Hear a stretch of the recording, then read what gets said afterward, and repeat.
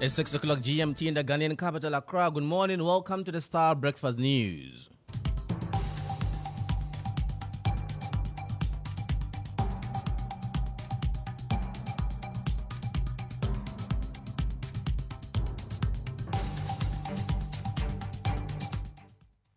Coming up this morning, President-elect Mahama warned some decisions in his incoming administration may be harsh but necessary in the best interest of the country's progress.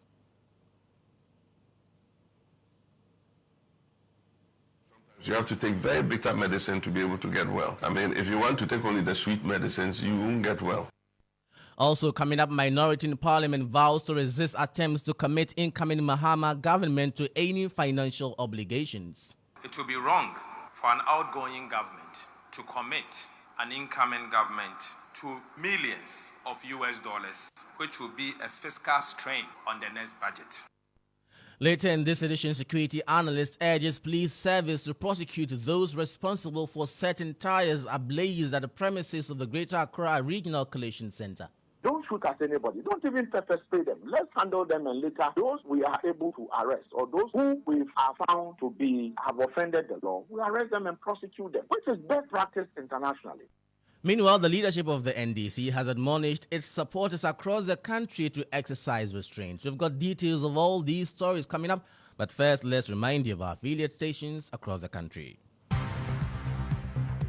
Starr News is coming to you live on Ultimate 106.9 FM in Kumasi, Empire 102.7 FM in Takrady, Zeps 95.9 FM in Zebila, Nissim 100.1 FM in Lamshao, My Star Radio in the USA, also live on Facebook on Starr 103.5 FM and on starfm.com.gh around the world. This is Starr 103.5 FM. Starr News. Informed, in-depth, in touch.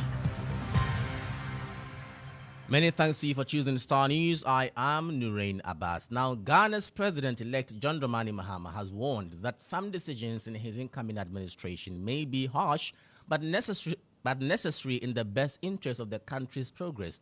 Speaking during a courtesy call on him by some minority political parties following his electoral victory, John Mahama urged Ghanaians to prepare themselves for the tough measures that may be necessary to address the country's challenges and ensure long-term stability.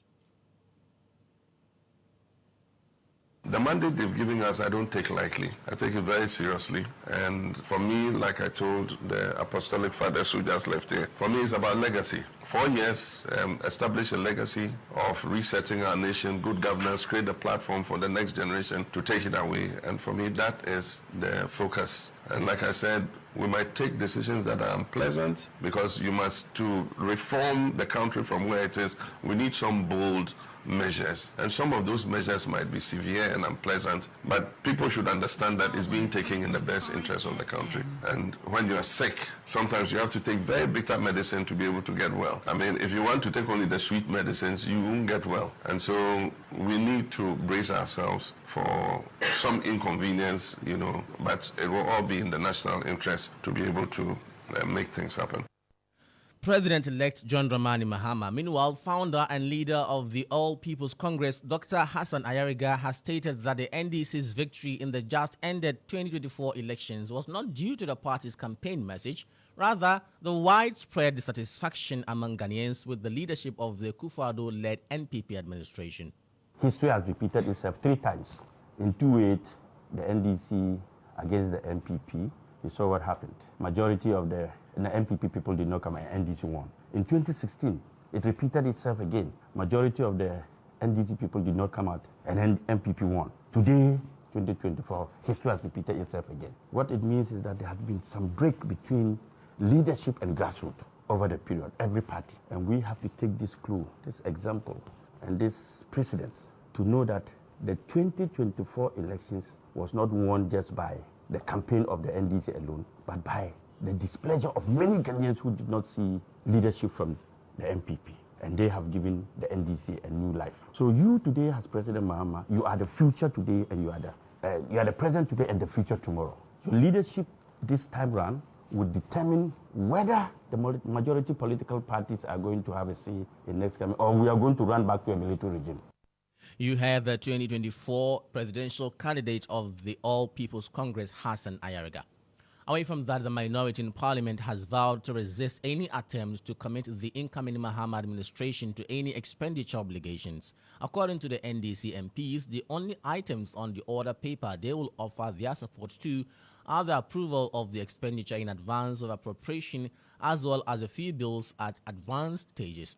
Majority Leader Alexander Kwamina Afenyomarkin, during the presentation of the business statement, enumerated a number of items to consider before the House rises, including tax waivers, loan agreements for purchase of 2 ships for the Ghana Navy, among other fresh bills.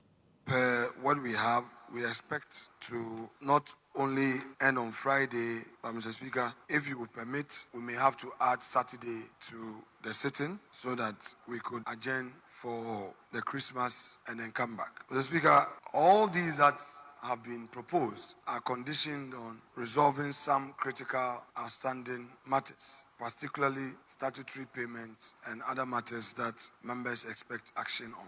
You heard Majority Leader Alexander Afenyomarkin, but the Minority Leader Dr. Kaisel Atuforsen disagreed. He warned the best practice will be for such agreements to be left to the incoming administration to take a decision on them.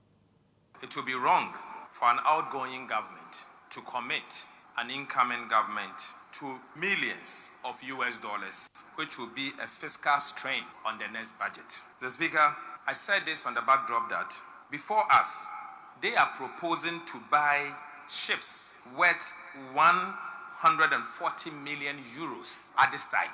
Mr. Speaker, it is very wrong for a government that is leaving office in 3 weeks to commit 140 million euros. Mr. Speaker, if it is extremely important for the state, allow the new government to commit them.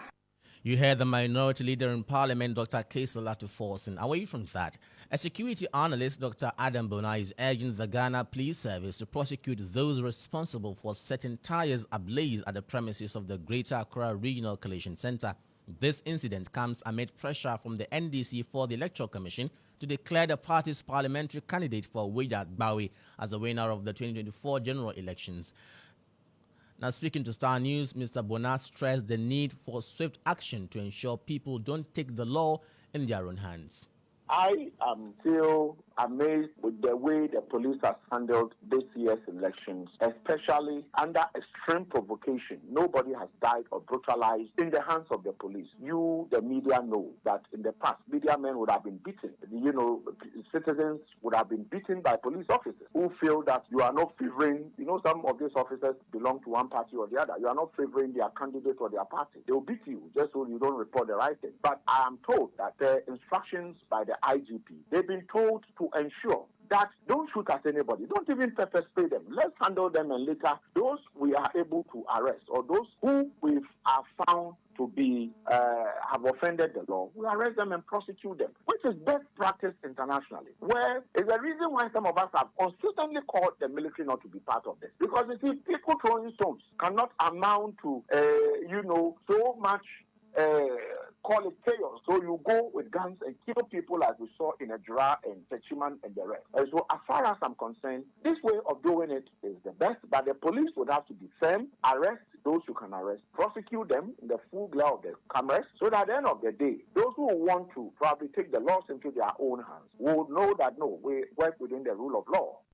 You heard security analyst Adam Bona. Meanwhile, the leadership of the NDC has called on the party supporters across the country to exercise restraint. Here is Deputy Director of Elections and IT for the National Democratic Congress, Dr. Rashid Tanko Computer. We have trained our people very well to understand these things, and we've made sure that we send lawyers to each of the places, so the lawyers would not sit down and allow you to get away with some of these things. And then when they were preventing them, then they'll pretend that there is an insecurity at the place, and they will run away, or they will create some unnecessary difficulties, and the place will be butu, and then they will run away. These are the challenges. So we must be looking at the root cause. And I'm saying that the EC must sit up. If they want us to address this problem, they must immediately call for this emergency IPAC meeting for us to start looking at the matters at that level.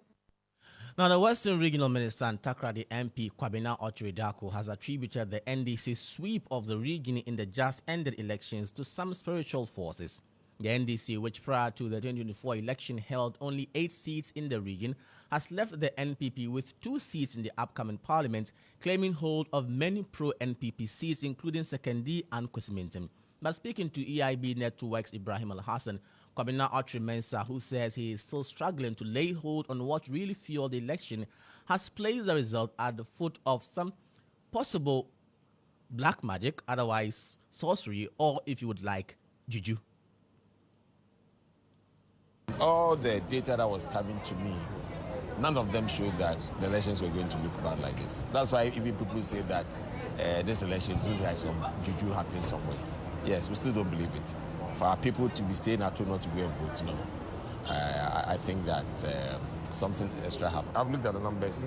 Our people just didn't go and vote. Yeah, so we have to go back and see what really had happened. I won't sit here and say that this and this and this and that, because if you look at the investment that we've been able to do as a government in Western Region, it's very huge.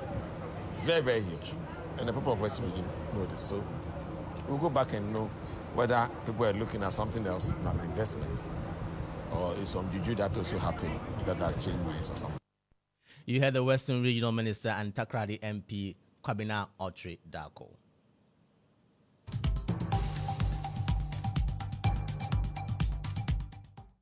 This is where we draw the curtain this morning on the Star Breakfast News. When you log on to starfm.com.gh, you'll find more news update there. I am Nurein Abass. Many thanks for your company. Next, we have Jones Aji with Sports Chat.